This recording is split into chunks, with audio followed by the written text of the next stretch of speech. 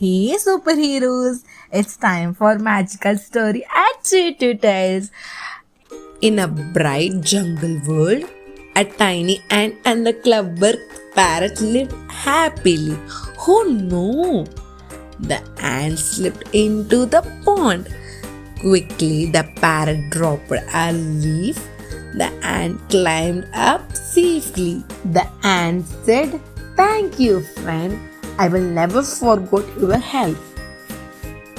Later, then the parrot has a trouble.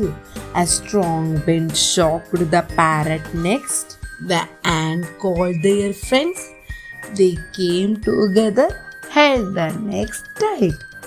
Even small help received big thanks. The river says, gratitude makes friends forever.